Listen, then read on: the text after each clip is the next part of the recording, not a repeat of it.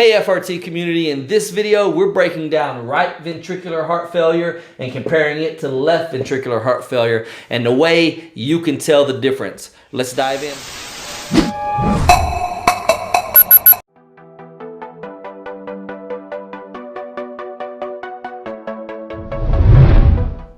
When we talk about right ventricular heart failure, it is something completely different than left ventricular heart failure. And the first thing you have to know when you're learning and trying to figure out the difference between these is what's the difference between these, okay? And to do so, you have got to understand blood flow through the heart. You have to understand pulmonary blood flow as well as systemic circulation. You have to. If you don't, this is going to make no sense, okay? So let's talk about some key differences with a list, and then we're going to illustrate it with some images, okay? So this is right-sided versus left-sided ventricular failure. Now we're going to start with the left side. It's highly associated with CHF, also fluid overload,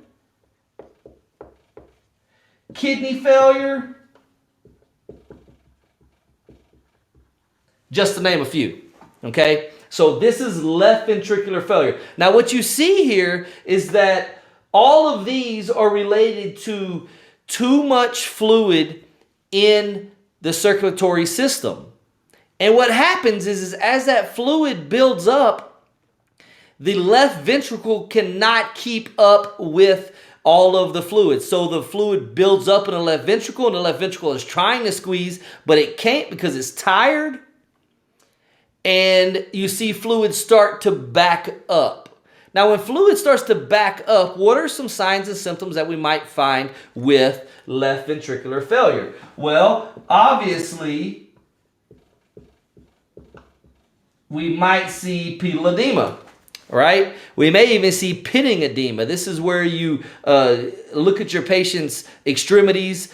A lot of times it's their ankles. They appear very swollen, and if you squeeze them with your hand or put your finger on them, you actually see an indent that's created in the tissue and stays after you take your thumb or finger or hand off. Okay, that's pitting edema. It's associated with a buildup of fluid, okay, in the interstitial area around the vessels in the lower extremities due to gravity. Now, why is this fluid building up in the extremities? Well, the reason is because there's a backup of fluid all the way back to the left ventricle. If it backs up at the left ventricle, it's going to back up systemically.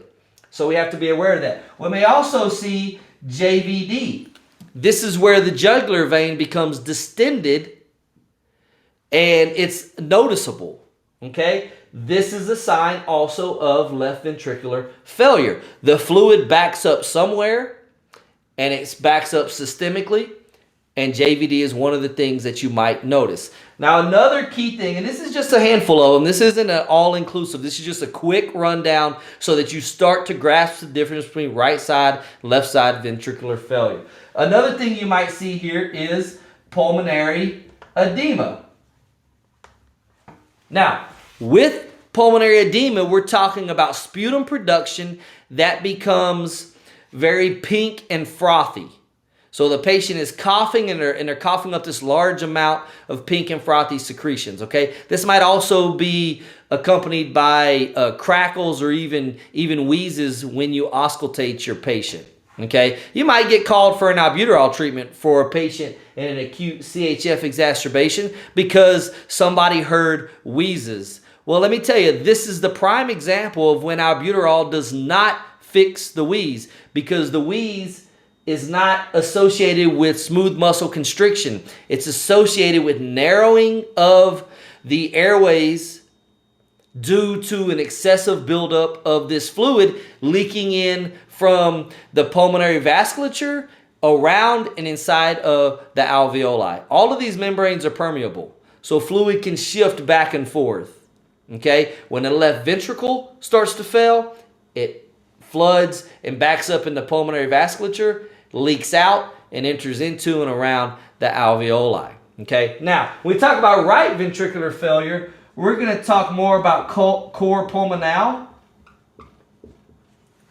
And we're going to associate this more with COPD and some of our more chronic pulmonary diseases, specifically the ones that lead to chronic hypoxemia.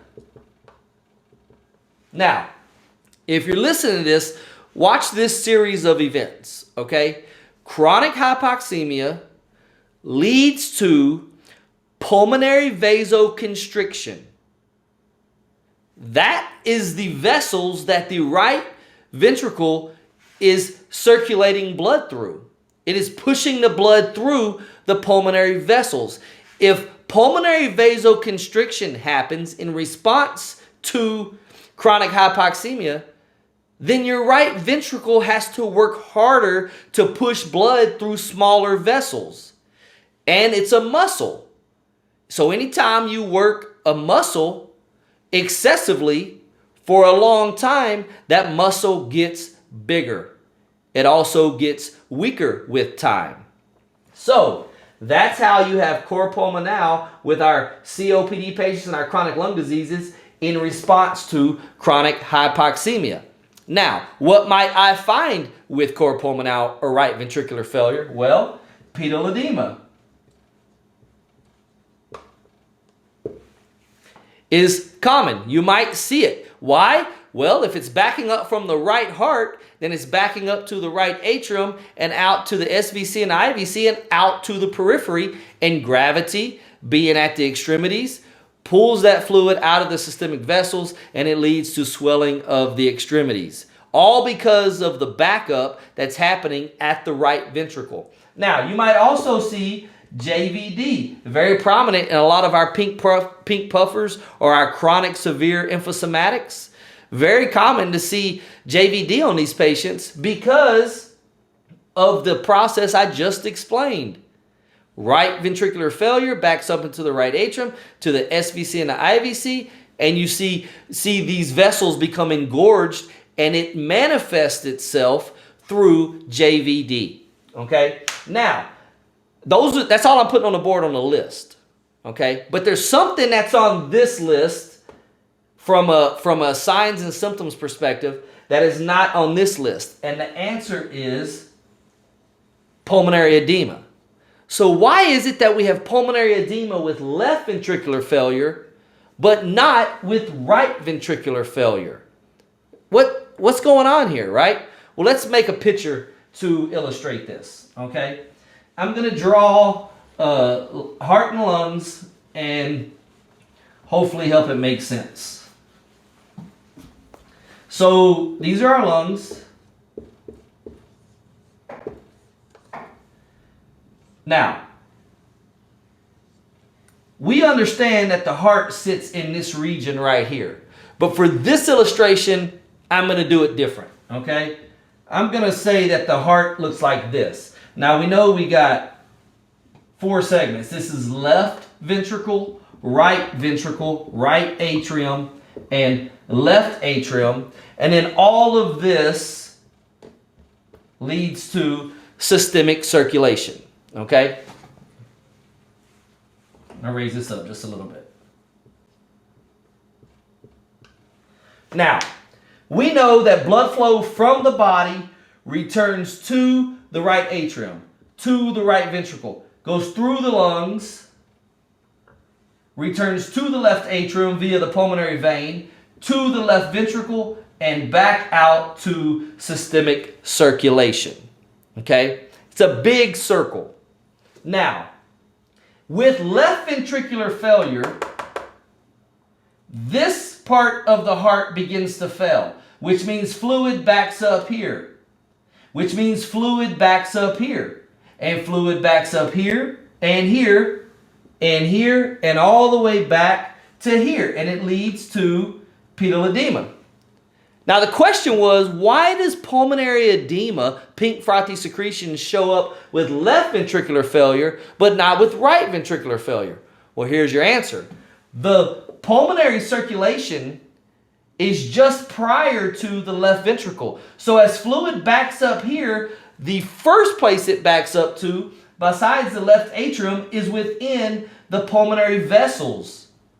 Those vessels become engorged. Fluid starts to leak out of the vessels and into the alveoli and interstitial area, right? So you get fluid all over these lungs here within the alveoli. This is pulmonary edema, pink frothy secretions. So why don't we see that with right ventricular failure? Well, let's take a look. With right ventricular failure, you have the opposite that happens. Instead of the vessels in the lungs becoming engorged and dilating and leaking fluid, they've actually gotten very, very small. Why? Because of chronic hypoxemia. When these vessels get very, very small, so this is pulmonary vasoconstriction, and the vessels get super small, then the right ventricle starts to fail.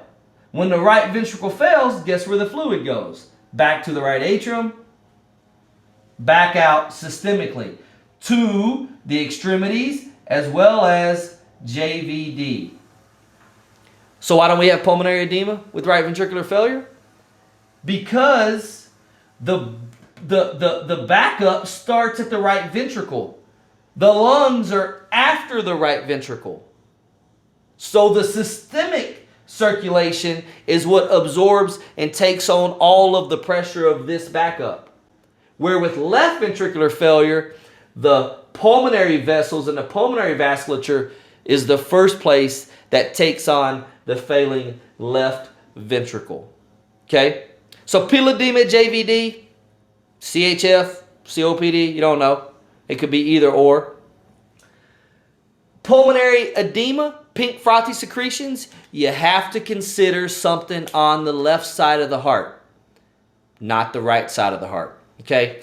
Hey guys, I hope this makes sense. Please leave me a comment. Hit the like button if you will. And also hit that subscribe button if you haven't already. I'll send you a couple videos a week. And they're for your enjoyment. Hope you learned something. And if you do, let me know. Okay? I always like to hear from you. I always like to interact with you. And as always, I hope you're having a great day.